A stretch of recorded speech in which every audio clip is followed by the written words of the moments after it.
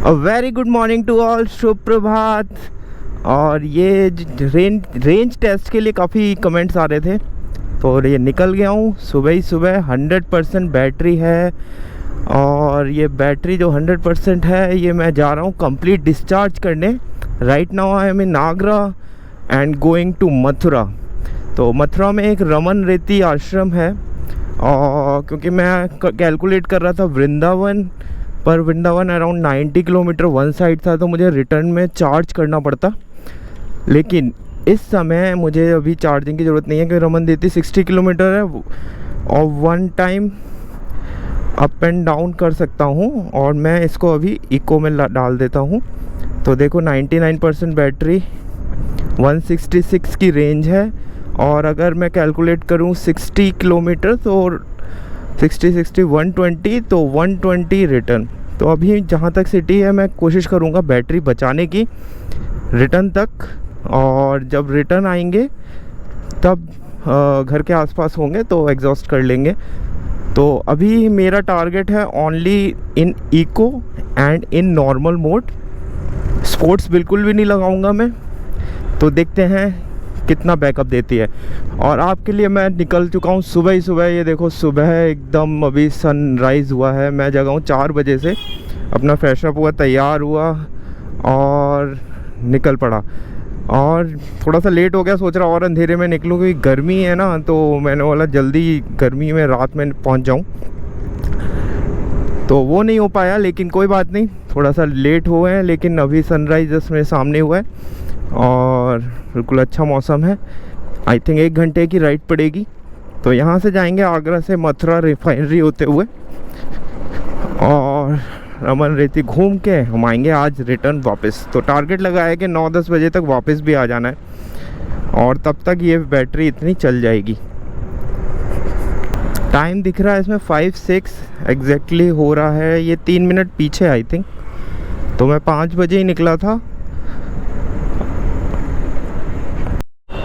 अगर ऐसे ठंडा मौसम हो, मतलब ऐसा मौसम हो, तो कोई दिक्कत नहीं है, राइडिंग तो मज़ा ही आता है। और बाइक राइड ही की है अभी तो, मतलब जो मोटर व्लॉगिंग मैंने डाली है चैनल पे, वो अपनी मोटरसाइकिल रॉयल एनफील्ड मेटियोर से डाली है, और आगे भी आती रहेंगी।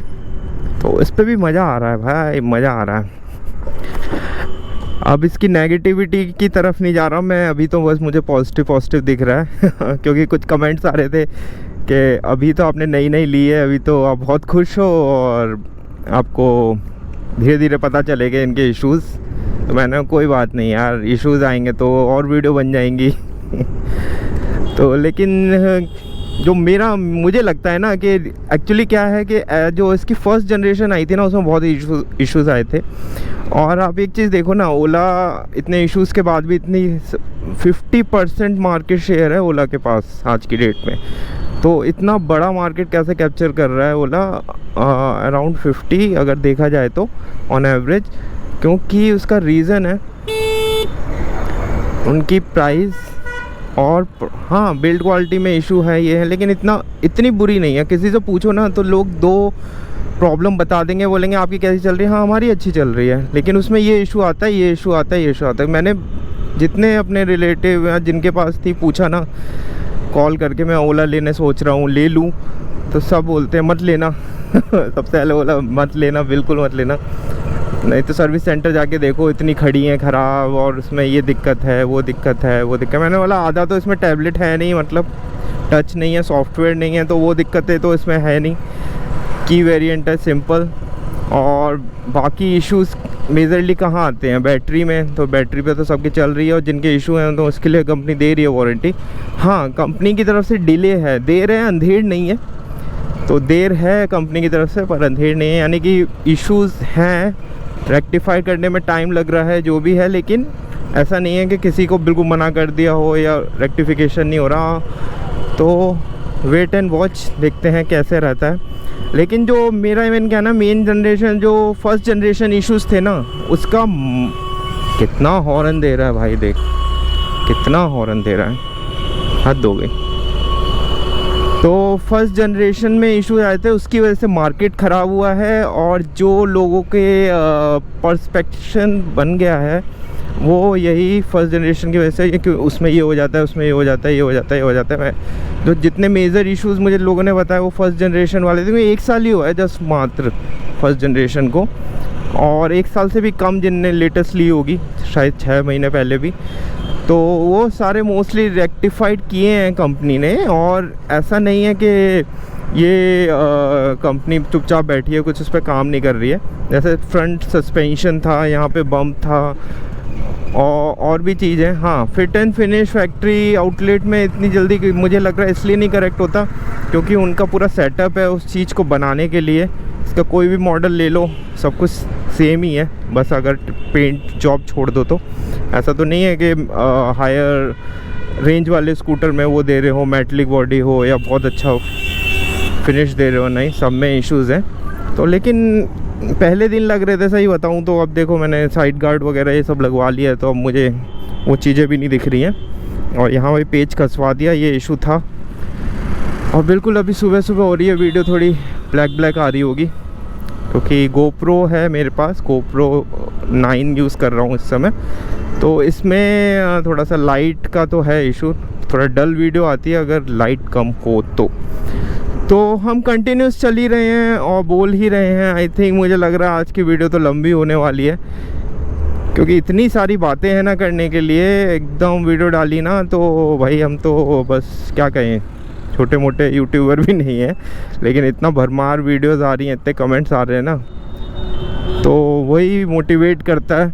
तो मैं सही बताऊँ 1 बजे सोया था और वीडियो एडिट करा लास्ट वाला। मैंने बोला अभी 2-3 दिन है मेरे पास, तो मैं ये जितना 2-3 जो मेन वीडियोस होती हैं ये सब डाल देता हूँ जल्दी जल्दी। और आज सुबह ही, कल ही प्लान बनाया शाम को कि आज यहाँ रेंज टेस्ट करता हूँ, तो कहाँ जाऊँ। तो बेस्ट, पहले मुझे लगा कि मथुरा जाता हूँ, वृंदावन, दर्शन भी हो जाएंगे बिहारी जी के। और वहाँ पे फिर मैंने कैलकुलेट किया, मैंने नहीं, मुझे चार्ज करना ही पड़ेगा क्योंकि 90 किलोमीटर्स है और थोड़ा बहुत एक्स्ट्रा चल गई तो 180 नहीं चल पाएगी ये, क्योंकि इसका इको में भी आई थिंक 150 किलोमीटर तक चल सकती है, 160-70। देखो अभी 96 पे 161 दिखा रहा है, लेकिन इसको मैं नहीं ट्रस्ट कर सकता कि मैंने देखा है कि भाई थोड़ा सा चलने पे ही 1-2 किलोमीटर डाउन हो जाती है बैटरी। तो अभी कंटिन्यूस इको पे ही चला रहा हूँ। अभी हाईवे आएगा तब लगा लेंगे थोड़ा सा, अभी जाते हुए कोशिश करेंगे कंट्रोल चलाएं। तो बस लगने वाला हूँ हाईवे पे। ये सामने दिख रहा है आपको सिकंदरा, जो आगरा आए हैं, जो आगरा के हैं वो जानते हैं मैं कहाँ पे हूँ अभी। तो ये है सिकंदरा वाला फ्लाईओवर ब्रिज। ये इतने सालों में बना था ना, इसकी रेलवे क्रॉसिंग है, वहाँ पे इतना जाम लगता था। तो मुझे याद है उस समय मैं जाता था तो उस समय इतना जाम लगता था, कम से कम 2 साल इसने लिया था प्रिपरेशन में। बहुत परेशान किया था, लेकिन एक बार बन गया है तो अब मस्त निकल जाओ ऊपर से। तो सामने सिकंदरा दिख रहा है और ये दिख रहा है नेशनल हाईवे। इधर जाते हैं दिल्ली और इस साइड जाएंगे कानपुर साइड। और तो यहाँ से अभी हम कटेंगे दिल्ली की तरफ क्योंकि वहाँ पे है रास्ते में मथुरा। ये सामने आपको पिलर्स दिख रहे हैं, काफ़ी अभी ओपन रहता है इसका ना फ्रंट गार्डन, सुबह 6 बजे से पहले आई थिंक, फ्री पार्किंग। और नीचे कितना ग्रीनरी है ना, तो लोग टहलने वगैरह आते हैं जो आसपास रहते हैं। ये देखो यहाँ से दिख रहा है,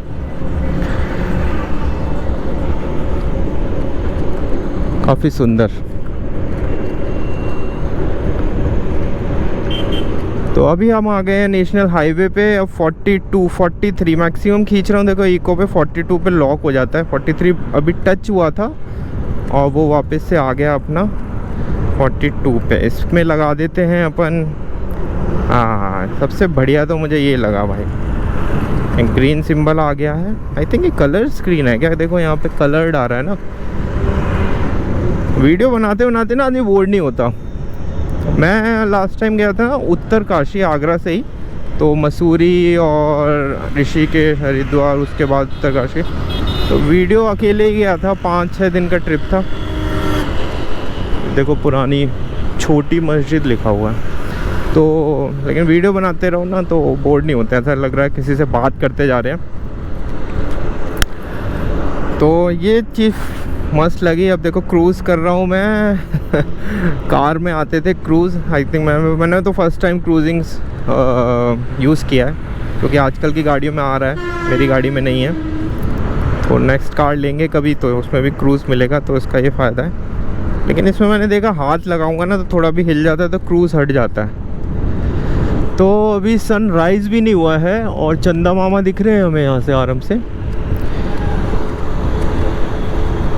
अब ये स्पीड कम लग रही है हाईवे पे, कि ऐसे चलते रहे तो ऐसा लगा कछुआ चाल चल रहे हैं। और अभी हो रहे हैं 5:20, यानी हमें करीब 20 मिनट हुए हैं घर से निकले हुए। अब बताओ, इनको ओवरटेक करना है तो मुझको बढ़ाना नहीं पड़ेगा, लेकिन बैटरी बचाने के लिए मैं ऐसे चला रहा हूँ। वैसे मैं उसमें लगा सकता हूँ नॉर्मल में, हाईवे में तो कवर कर सकते हैं नॉर्मल। और अगर लौटते समय बैटरी नहीं बची तो अपना इको में ले लेंगे, लेकिन बैटरी बचेगी भाई। देखो 156 है अभी, तो अगर कैलकुलेट करें हम 100 से चले हैं 165 अराउंड दिखा रहा था। 10 किलोमीटर, हाँ 10 किलोमीटर हो गए होंगे घर से यहाँ तक। हाँ देखो 10 किलोमीटर, 9.9 किलोमीटर हो गए हैं। और ये रेंज अभी कम हुई है यहाँ पे भी, किलोमीटर में 10 ही हुई है, सही है ना। और यानी 7%, 8% पे, क्योंकि इको पे चला रहा हूँ, नहीं तो ये ज़्यादा हो जाती, नहीं तो ये और ज़्यादा हो जाती, 2-3 किलोमीटर कम। ओह नाइस, सुबह सुबह का मौसम। लेकिन इतनी सड़ी गर्मी पड़ रही है इन दिनों, लौटते समय ऐसी तैसी होने वाली है। तब भी अपन हल्के उसमें आ जाएंगे 9 बजे के आसपास, 8-9 बजे के आसपास। बहुत ही बेकार सा लग रहा है यार 42 पे। अब सोच रहा हूँ इसको चेंज कर लूँ। ऐसे तो हम पता नहीं कब तक पहुँचेंगे, टाइम्स मैटर। अब हम अपन करेंगे मोड चेंज। ये आ गया नॉर्मल पे, और ये मैंने दे दिया फुल थ्रेशोल्ड। अब भागिए 42 से, अब ये 70 टच कर जाती है। करके देखें पहले, पीछे कोई नहीं है, पीछे कोई नहीं है। फिट एंड फिनिश की बात करूँ तो इसका मिरर वैसे तो अच्छा है, हार्ड प्लास्टिक, लेकिन ना इसके जो कर्व्स होते हैं, मतलब जो एज है मिरर की, वो यहाँ से विजिबल होती है। इनकी जो कटिंग है ना, क्योंकि गोल कट किया होगा उसको, वो चाहते तो ना इसके फ्रेम के अंदर अच्छे से इनबिल्ड कर देते ना, तो दिखता नहीं है, दिखता ना बहुत गंदा लगता है। ये देखो यहाँ से ये, तो हमें नॉर्मल मोड पे देखो 50 आराम से टच कर रही है, 42 प्लस चलती है अपनी नॉर्मल पे। और अभी देखते हैं टॉप स्पीड कितना ले सकता हूँ मैं। अब देखो एकदम मैंने फुल थ्रेशोल्ड दे दिया, 68-70 पे लॉक हो जाएगा आई थिंक। ये 68-70 पे हिल रहा है।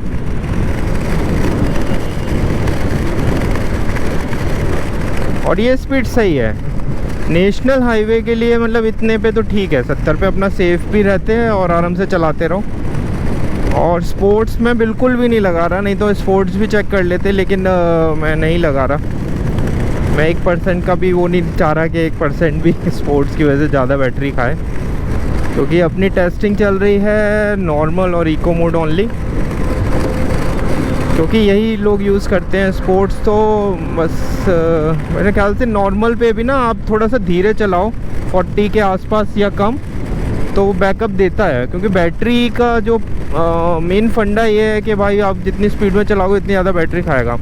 तो ये मोड्स तो आपको ना रिस्ट्रिक्ट कर देते हैं, उससे ज़्यादा जा नहीं सकते। जैसे अब मैं 70 से ज़्यादा नहीं जा सकता, स्पोर्ट्स लगा दूंगा तो चले जाऊंगा। लेकिन अभी मैं नॉर्मल में रख के ही थोड़ा सा कम में चलाऊं, 40 के आसपास या कम, तो वो भी रेंज दे देगा अच्छा। हाँ, लेकिन आपको पिकअप में अंतर मिलेगा, क्योंकि वो पावर थोड़ा सा ज़्यादा लेता है पिकअप टाइम में। लेकिन आप अगर क्रूज़ करो कम पे, अब मैं नॉर्मल लगा के क्रूज़ कर लूँ अपना 40 पे ही या 42 पे, तो आई थिंक इको जैसा ही इक्विवेलेंट चलेगा। एग्जैक्टली नहीं, पर हाँ कुछ ज़्यादा फ़र्क पड़ेगा नहीं। अब क्योंकि मुझे 70 भगानी है तो 70, अब मैं 70 पे कर दिया हूँ क्रूज़। 68 पे क्रूज़, 70, 68। अच्छा क्रूज़ करा है मैंने, यानी लॉक की है स्पीड, लेकिन स्टिल ना फ्लक्चुएट कर रही है 68-70। अब मैं ना रेस नहीं दे रहा हूँ इस समय, क्योंकि ये ग्रीन लाइट जल रही है यानी कि क्रूजिंग ऑन है। ओके, और ये फटफट आवाज़ कहाँ से आ रही है? ओके, यहाँ से आ रही है। ये मैंने सोचा तो था ये पन्नी हटा दूंगा क्योंकि ये गर्मी लगेगी इससे, और चलो कहीं रुकूंगा अभी तो यहाँ पन्नी को हटा दूंगा इसमें से। अभी तो मौसम सही है, नहीं तो गर्मी में तो दिक्कत कर रहा है, और थोड़ा सा स्लिपरी भी हो गया है। आगे की तरफ भागता हूँ। 89%, 119 की रेंज दे रहा है भाई।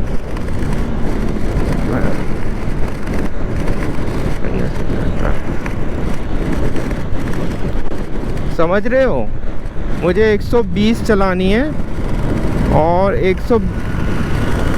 करीब 119 की रेंज है इस समय, यानी कि दिक्कत हो सकती है आते समय। नहीं, आते समय मुझे रेंज कम हो सकती है, तो मैं ऐसे ही करता हूँ। वैसे मैंने चार्जर रख लिया है, क्या है, अगर बाई चांस कुछ 1% हुआ तो अपने रीजन में तो आ ही जाएंगे, तो कॉल वॉल कर लेंगे किसी को। वैसे इस पर RS से भी होता है, आप कॉल करके बुला सकते हो, लेकिन इतना टाइम नहीं है। और एक चीज़ मुझे जो मेन चेक करनी थी ना, 30% से नीचे बैटरी पे एकदम से डेड ना हो जाए बैटरी, तो वो चीज़ चेक करनी है, और वो मैं अभी तक नहीं चेक किया क्योंकि पूरी चार्ज करके अभी तक डिस्चार्ज ही नहीं हुई है।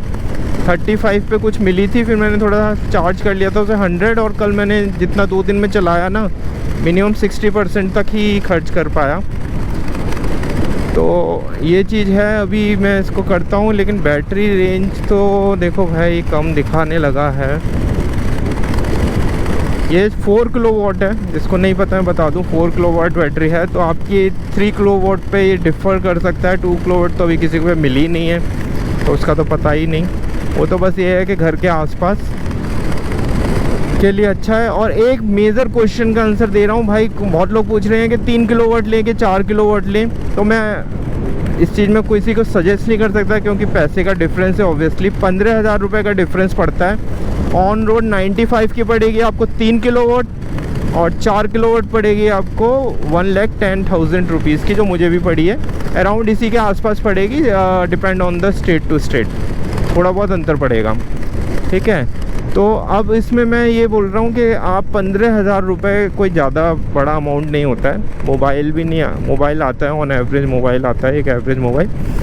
लेकिन आप इसको अगर लॉन्ग टर्म चलाना चाह रहे हो, तो बैटरी के साथ ये प्रॉब्लम है कि ओवर द टाइम रेंज, जैसे अभी इतना रेंज दिखा रहा है ना, ये रेंज कम हो जाएगी, क्योंकि बैटरी जैसे सबके घर में इन्वर्टर होता है, तो नया लगा है तो अच्छा बैकअप दे रहा है कि घंटों तक चल रहा है। फिर देखा होगा कुछ सालों बाद उसकी एकदम थोड़ा सा लो एफिशिएंसी हो जाती है, वो जल्दी डेड हो जाता है। तो वही वाला फंडा है इसमें। ऐसे ही मोबाइल बैटरी से आप कंपेयर कर सकते हो, क्योंकि ये भी लिथियम आयन बैटरी है, मोबाइल में भी लिथियम आयन आता है। तो जैसे मोबाइल थोड़ा पुराना हो जाएगा ना, तो थोड़ा सा पावर बैकअप उसका कम होगा, बहुत ज़्यादा वेरी नहीं करेगा। लिथियम आयन में ये चीज़ अच्छी है। एसिड आयरन बैटरी जो चाइनीज़ स्कूटर आते हैं ना 35-40 हज़ार के, क्योंकि मैंने घर में बोला मैं ईवी लेने वाला हूँ, इलेक्ट्रिक स्कूटर, तो वो सबका मिथ था कि अरे मैंने कितनी देखी है वहाँ लोग ले लेते हैं, फिर सड़ती रहती है, कोई नहीं चलाता, बैटरी बहुत जल्दी ख़राब होती है वो। फिर मैंने समझाया वो आज भी आ रही हैं, वो चाइनीज़ स्कूटर है, वो आ जाएगा आपको 35-40 के अंदर आ जाएगा। मैं 1 लाख का स्कूटर ले रहा हूँ, उसकी बैटरी समझाई कि आपके मोबाइल में जो बैटरी है वो होती है, तो ऐसे करके तो उसका एफिशिएंसी आ जाए। क्योंकि इसी बैटरी, सेम बैटरी पे भाई कार चल रही हैं हमारे आगरा में, तो जो पब्लिक ट्रांसपोर्ट की सारी बसें ईवी चल रही हैं, इलेक्ट्रिक बसेस करती हैं एसी वाली। तो मेन जो मैं समझाना चाह रहा था, मेरा क्वेश्चन था कि 4 किलोवाट की 3 kilowatt is more than enough for riding in city, और 2 किलोवाट तो पता नहीं कौन ही लेना चाहेगा, या तो इनने थोड़ा एडवर्टाइजमेंट के लिए कर दिया है कि भाई आप हम मतलब हमारी रेंज इतने से स्टार्ट होती है, जो कि बहुत सरप्राइजिंगली कैचिंग है, आई कैचिंग है। तो ये चीज़ तो कोई नहीं, चलो 3 किलोवाट 4 किलोवाट की बात कर रहे हैं, तो मेन ये है कि भाई आप 4 किलोवाट लो, मैं सजेस्ट करूं। क्योंकि जो मैंने आपसे अभी डिस्कस किया कि over the time range reduce होती है, 4-5 साल बाद आपकी मान लो पहले 100 किलोमीटर की रेंज दे रही है, वो आगे जाके हो सकता है 90 दे, 85 दे, तो उसको आप रिकवर कैसे करोगे? वो उसका कोई फंडा नहीं है रिकवर करने का, और वो कोई वारंटी में भी नहीं आता। वारंटी में भी एक क्लियर है कि आपका टाइम टू टाइम इतने इतने % रिड्यूस करेगी, यानी 8 साल वारंटी दी है तो उनने दे रखा है कि इतनी एफिशिएंसी से कम होगा ना, एक परसेंटेज दे रखा है कि इतनी एफिशिएंसी से कम होगा तो उस पर आपको वारंटी मिलेगी। ये नहीं कि आप बोलोगे पहले मेरा इतना चलता था और आज इतना चल रहा है, तो वो बोलेंगे हाई टाइम हो गया 8 साल, तो वो उनकी पॉलिसीज़ में है। हाँ बिल्कुल हो जाएगा, 50% ही हो जाए, 40% ही रेंज रहे तो वो रिप्लेस करेंगे बैटरी। तो दूसरा है, तो टाइम होगा तो हम पे एक्स्ट्रा बैटरी रहेगी, क्योंकि आज 4 किलोवाट है, अब 5 साल बाद ये एफिशिएंसी नहीं रहेगी, तो अच्छी बात है कि हम पे एक्स्ट्रा रेंज लेके चल रहे हैं। या फिर जैसे अभी मैं लॉन्ग राइड पे जा रहा हूँ तो ये 3 किलोवाट में मैं शायद नहीं सोचता, 4 किलोवाट में सोच लिया। तो ये सब चीज़ें हैं, और बाकी डिपेंड्स टू पर्सन, और तब भी 4 किलोवाट इज़ बेटर, क्योंकि अब पहला प्राइस का बहुत ज़्यादा वो था कि भाई प्राइस बहुत ज़्यादा है ईवी की, तो नहीं सोचते थे। कोई 4 साल पहले मैंने पेट्रोल स्कूटर लिया था हीरो डेस्टिनी, तो उसमें उस समय प्राइस 1,60,000 का था, और तब तो ओला वगैरह आई भी नहीं थी, लेकिन लिथियम आयन बैटरी पे जो बैटरी स्कूटर आते था उसकी मैं बता रहा हूँ, तो जस्ट डबल प्राइस था उस समय, क्योंकि तो कौन सोचेगा। लेकिन आज की डेट में एक्टिवा भी 1 लाख की आ रही है, ये भी आप 1 लाख के ले सकते हो 3 किलोवाट वाली, तो कितना अच्छा है। और उसमें आपको ज़िंदगी भर पेट्रोल डालना है और इसमें नहीं डालना है। हाँ इश्यूज़ हैं भाई, आएंगे ऑब्वियसली। पेट्रोल स्कूटर से कोई कंपेयर नहीं कर सकता। पेट्रोल स्कूटर चाहो ना तो आप 40 साल 50 साल भी चला सकते हो, अगर अच्छे मेंटेन करोगे। उसका इंजन है, उसको प्रॉपरली मेंटेन करो तो चल सकता है। आज भी देखा होगा आपने, चेतक के पुराने स्कूटर रोड पे दिख जाते हैं, या किसी ने मॉडिफाई करके उसको वो रिक्शा बना लिया होता है समथिंग, तो 35 40 साल पुराने स्कूटर हैं, आज भी चल रहे हैं। ये बैटरी स्कूटर आपको नहीं दिखेगा इतने साल बाद। और आरटीओ रजिस्ट्रेशन स्टिल इसका 15 साल ही है। मेरे फादर को बहुत वो था कि 15 साल क्यों दिया है, ये तो ईवी है क्यों दिया है, इसमें तो पॉल्यूशन भी नहीं होता है, पॉल्यूशन जांच के। तो वही चीज़ है, मैंने बोला 15 साल बहुत बड़ा टाइम होता है, तब तक आदमी वैसे बोर हो जाता है। और ईवी है, अपना बैटरी की लाइफ होती है, इतना चल जाए बहुत बड़ी बात है, 10 साल। और बाकी रनिंग पे है भाई, रोज़ लोग चार्ज करेंगे डिस्चार्ज करेंगे। जिसकी रनिंग ही है, मान लो एक दिन में 100 किलोमीटर चला रहा है या फिर 70-80, तो ऑब्वियसली उसकी बैटरी जल्दी डेड होगी, है ना। और जिसको कम चला रहा है तो उसकी ऑब्वियसली कुछ टाइम ज़्यादा चल जाएगी, वियर एंड टियर कम होगा। तो ये बातें हैं जो मैं शेयर करना चाह रहा था। वो दिख रहा है, देखिए सन बिल्कुल रेड भी नहीं हुआ है, बिल्कुल वाइट कलर का,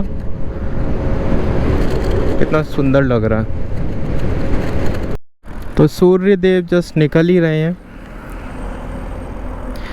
और मैं पन्नी हटाने के लिए रुका था, तो एक पन्नी हटाऊं ज़रा इसकी। यार बैटरी बंद करने में ना ये दिक्कत है कि ना ये ट्रिप ना 0 से स्टार्ट हो जाता है। मुझे नहीं समझ आया कि इसमें पता नहीं क्यों नहीं ट्रिप दिया है जो अपना ट्रिप सेट कर सके। ये तो चलता रहता है ऑडोमीटर, लेकिन ये इसमें दिक्कत है। अब मुझे अभी तक नहीं समझ आया, और टाइम कैसे सेट करना है ये भी अभी मैं नहीं देख पाया हूँ। ऐसे मुझे पता लगा, मैं इसका देखूंगा, पर ब्लूटूथ कनेक्टिविटी होनी चाहिए, पर है नहीं इसमें अभी तक ऑफिशियली तो, क्योंकि मैंने कोई वीडियो भी नहीं देखी, और जो मैंने इसने डिलीवरी दी उसने भी बोला कि भैया इसकी कोई अपडेट नहीं है हमारे पास। मैंने बोला टाइम कैसे सेट किया भाई तूने, ये गलत दिखा रहे थे, कैसे अपडेट करूँ? तो कोई अपडेट नहीं है। लेकिन अभी मैं चाबी बंद करूँगा डिग्गी खोलने, तो ये हो जाएगा 0।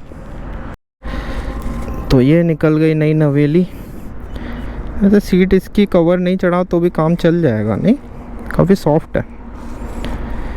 इसमें चार्जर रखा हुआ है, ताकि पानी वगैरह लाया हूँ मैं, ज़्यादा सामान है नहीं। अब ये ऑन किया, ये ट्रिप हो गया 0। तो ये लगाई थी एसेसरीज़, कल ही लगवाई हैं, इसकी वीडियो डाल चुका हूँ। तो यही वाली चाहिए थी, जिससे ना ये थोड़ा सा बल्कि दिखती है। बहुत हैवी है भाई, ये सबसे ज़्यादा हैवी है। और ये इसमें साइड में भी ये लगवाया मैंने, इस पे चढ़ के देखो भाई, चढ़ के नहीं, काफ़ी सही है, मजबूत है ये। अब ये वैसे जुगाड़ से इनने बनाया, क्योंकि इसमें ऑफिशियली तो कोई आती नहीं है फिटिंग के लिए, तो इन्हें यहाँ पे कनेक्ट किया है। ये है बस ये मुझे थोड़ा पतला लगा, लेकिन अच्छी शोल्डरिंग है। ये मुझे अराउंड पड़ा 2250 का, सब मिला के, लेबर चार्ज एंड ऑल। और बाकी और ये लगवाया था 150 रुपये में लगा दिया इसने प्लास्टिक का। तो इसकी वीडियो डाल चुका हूँ, आप चेकआउट करो। अभी अब हुआ ये सनराइज़, इतना सुंदर दिख रहा है। ओम सूर्याय नमः।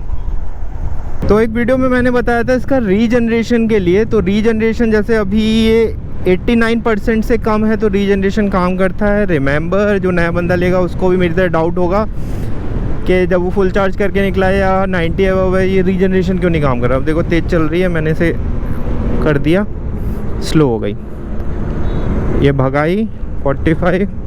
अगर वहाँ देखो, वहाँ पे अगर ब्रेकर है, कुछ है, ब्रेक की ज़रूरत नहीं है सडन ब्रेक की, और स्लो ही करना है तो इसको थोड़ा सा ट्विस्ट कर दो। तो देखो इसमें होती है बैटरी चार्ज, तो ये अच्छा फंक्शन है रीजनरेशन का, जो यूज़ करना चाहिए। इससे क्या होगा, ब्रेक दबाओगे तो ब्रेक पैड भी जल्दी घिसेंगे, और इसे यूज़ करोगे तो आपकी बैटरी भी चार्ज होगी और आपको अच्छी रेंज मिलेगी। तो ये चीज़ है। लेकिन इसमें दो चीज़ याद रखना, 89 के नीचे काम करेगा, यानी 89% से नीचे होनी चाहिए, क्योंकि ज़्यादा बैटरी होगी तो उसको और कितनी ओवर चार्ज करेगा। इन्हें फार्मूला लगा रखा है। और दूसरा है जो मुझे कल फेस हुआ, ये कल मैं सुबह निकला था तो चार्ज हो रहा था, और टेम्परेचर आपको पता है इस समय आगरा में 45 अराउंड चल रहा है। तो मैं दोपहर में चला रहा था तो ये रीजनरेशन काम नहीं कर रहा था। मेरा दिमाग ख़राब कि भाई अभी सुबह तो काम कर रहा था, क्या हो गया, कुछ ख़राब। क्योंकि कुछ भी एक फॉल्ट होता है ना तो दिमाग में ये लगता है यार सर्विस सेंटर ना जाना पड़े, इसकी वजह से ये ना जाना पड़े। तो फिर मैंने वही गूगल सर्च किया तो एक चीज़ पता चली कि हाई टेम्परेचर पे अगर बैटरी की, क्योंकि इसमें ना वो नहीं है जैसे बाकी S1 एयर और प्रो में वो आता है, उसमें टेम्परेचर भी आ जाता है बैटरी का, जो कि इसमें नहीं है। तो उसमें दिखा देता है कि 45 डिग्री के अबव या कोई परसेंटेज है जिसके अबव बैटरी अगर गर्म हो जाती है तो वो रीजनरेशन काम नहीं करता है। वो वही वाली चीज़ थी। तो ऑब्वियसली पहले टेम्परेचर आउटसाइड ज़्यादा था और मैं काफ़ी देर से राइड कर रहा था तो बैटरी गर्म हो गई, तो नहीं कर रहा था। आज सुबह मैंने देखो अब चला रहा हूँ आराम से, काम कर रहा है रीजनरेशन, ये काम किया, गजब, ये भगाया। तो ये अच्छा, ब्रेक की भी ज़रूरत नहीं है। जब बिल्कुल रोकना ही है तो ब्रेक दबाओ, नहीं तो बिल्कुल अपना बस इसको घुमाओ। ये आ गया है टोल प्लाज़ा, जो कि आगरा मथुरा के बीच में पड़ता है। यहाँ पे सबसे अच्छा चीज़ ये लगता है, जब आप टू व्हीलर पे हो ना, बिना टोल के साइड से निकल जाओ, बेस्ट लगता है, बेस्ट।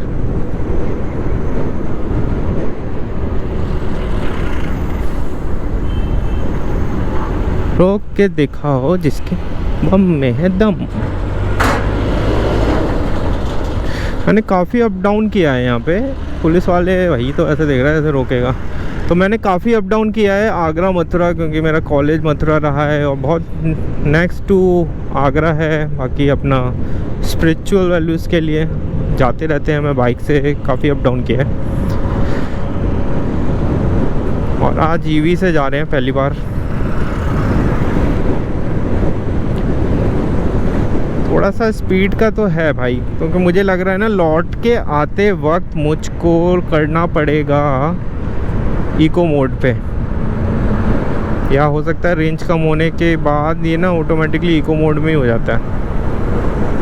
और कोशिश करेंगे घर पे ऐसे 10% तक पहुंच जाएं, इतना भी रिस्क नहीं लेंगे, और वो 10% को फिर अपना खर्च कर लेंगे शाम तक। तो अपना घर के आसपास में घुमा के ख़त्म कर दूँगा। 1-2% पे, मतलब ऐसा भी नहीं है एकदम ही ज़ीरो, 1-2% पे चेक कर लेंगे पूरा कंप्लीट। इसका क्लिक कर लिया था मैंने किलोमीटर, बस ये ट्रिप मीटर का गुस्सा आ रहा है कि ये ट्रिप मीटर ज़ीरो हो जाता है बार बार।